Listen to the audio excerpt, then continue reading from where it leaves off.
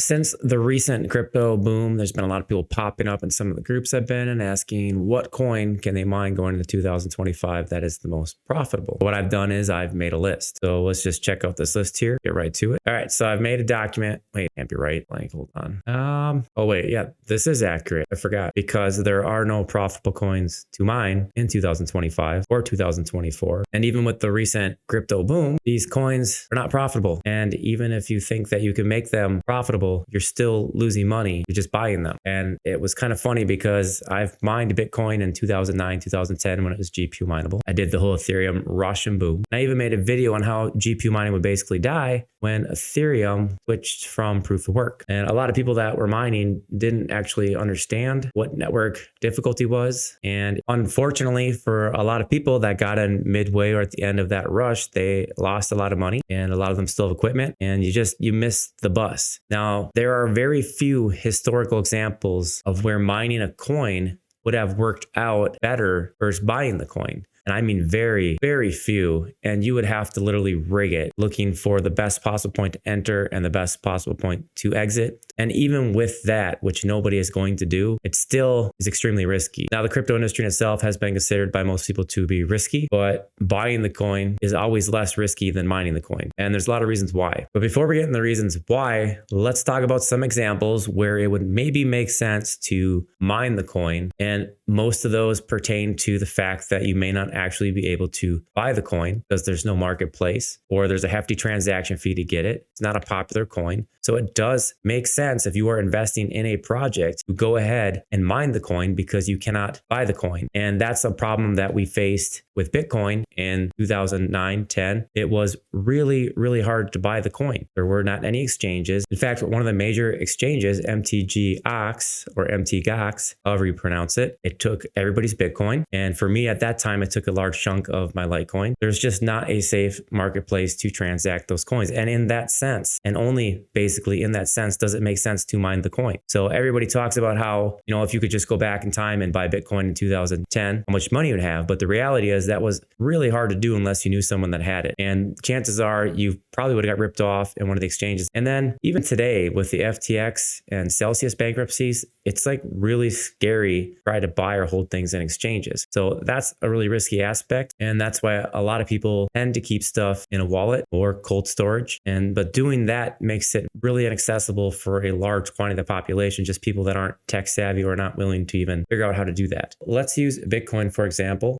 Currently, summary of distribution of Bitcoin, about 12% is held on exchanges, 30 to 50% is in self-custody wallets where it should be, 10 to 15% institutional custodians, 20% is estimated to be lost or inaccessible, and then some small amounts to DeFi, tokenized Bitcoin, Lightning Network, blah, blah, blah, blah, blah. So you can see everything that's held institutionally and held on exchange is not actually held by the person, is subject to extra risk. So a lot of people that did come in, buying off the exchanges and even holding there, they got smoked. At one point, Bitcoin miners, especially when it was profitable, they were running like $9,000 to $20,000 per unit. And unfortunately, the people selling the machines were the ones making all the money because they knew. And a lot of people go in there and they say, hey, this costs $19,000, but I can make X amount of dollars per day. It will pay off in 2-3 years. And it doesn't. It almost never happens. And if they break even, they're lucky. Just things like halving, things like network difficulty increasing. When a coin is profitable, more people tend to mine it. That's what happened with Ethereum in the big GPU rush. If we remember how much GPUs spiked up and how unavailable they were, more and more people kept joining the network. So in order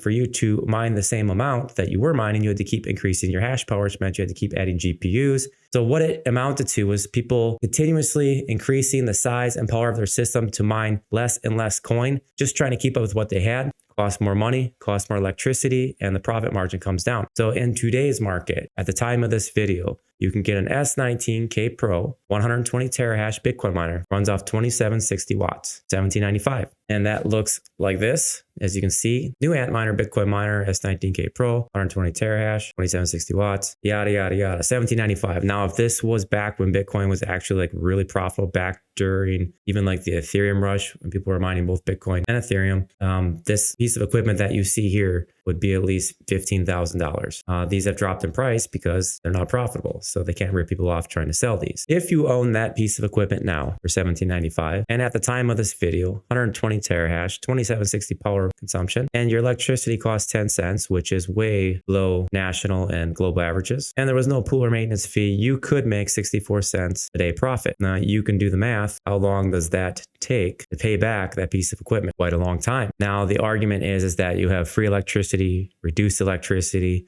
blah, blah, blah, blah, blah. Then you could possibly make this $7.26 a day if you had free electricity. However, free electricity doesn't actually really exist. I mean, that's people talking about what? They get utilities included and they're trying to sneak a 3,000 watt miner on their landlord's bill. They live with their parents. They use their work. They have solar. Have you ever looked up the price, what it costs to put in an actual solar or wind energy system to actually power a single miner? Yeah, you ain't getting that money back. So hopefully you use it for something else. Free electricity, is it really free? No, you're using somebody else. Something else is happening along. Somebody's paying for it. And if you're not the one paying for it, okay, then mine. But just know that you're having your landlord or your parents pay extra money for less Bitcoin than you would have got if you had just bought it. So with that miner, we have 0.0007259 Bitcoin mined per day. And if we assume that the network difficulty isn't going to change, there ain't going to be any halvings, and that's not likely, we can assume that we'll mine 0.0529907 Bitcoin in 2 years. As I said, not likely, but let's pretend. So if you spent $1,795, which was the price of that miner, on Bitcoin today, at the price of this video, it was $100,183. Could be more or less now.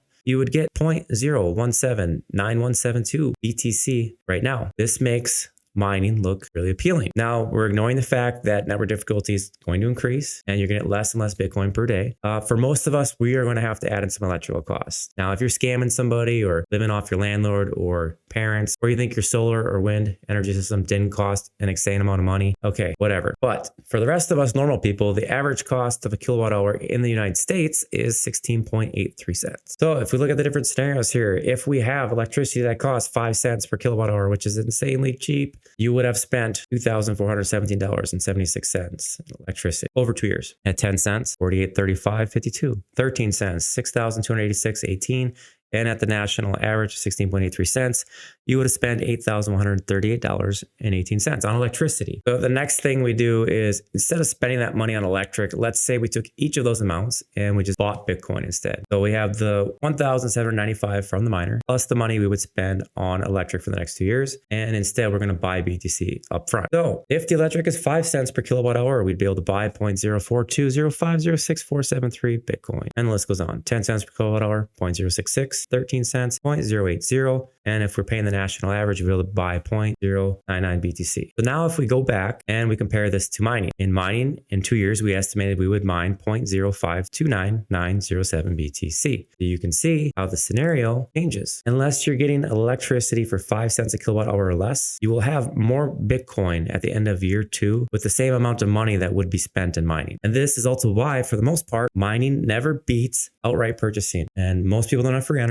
Most that say they do are actually using someone else's money. Like I said, parents, landlords, or business, and they're mining less BTC than they could buy, or those people could buy for them instead. And as I talked about, if you're one of the people that has renewable energy source for mining, another reality check coming. Just the components for a solar setup to support one miner can cost around $17,000 plus battery banks. Anywhere you live, $25,000 to $50,000. So imagine if you just bought Bitcoin with that instead. I mean, how long of a long game plan are you going for here? Like, what's your payoff time? 30 years? That seems risky as hell to me. The problem that you run into also with mining is that you're spending all this money up front, but you're not getting the coin. So if you're expecting Bitcoin or any other coin to sky in the next 3 to 10 years, you would want to buy it up front when it's cheap instead of trying to mine the peaks where the network difficulty climbs and you get less and less on your equipment. In almost no realistic scenario, especially for us as individuals, does it make sense to mine coin versus buy it? And unless you're getting truly